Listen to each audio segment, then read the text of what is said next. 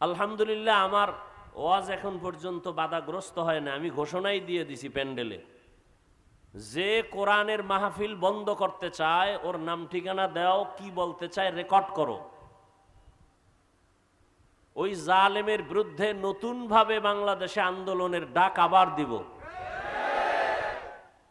লিস্টি দাও, কারা ওয়াজ মাহফিল বন্ধ করতে চায়, সেই বেয়াদবদের লিস্টি দাও। মৃত্যু একবার হবে, জালেমের সাথে মোকাবেলা করে হবে।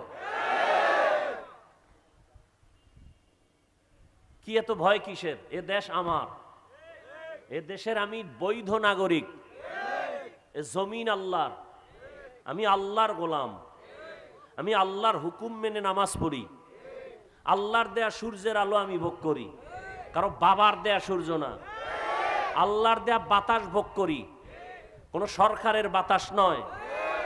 অতএব আল্লাহর জমিনে আল্লাহর দিন নিয়ে আমরা যারা চলি, আমরা টপ লেভেলে থাকবো। আমাদের সাথে কথা বলতে হলে আমাদের অনুমতি নিয়ে বলতে হবে।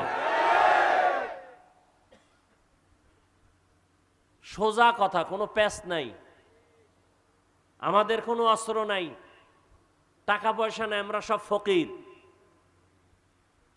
তবে আমগো দুইটা হাত আছে, সবার যেমন আছে আমাদেরও আছে।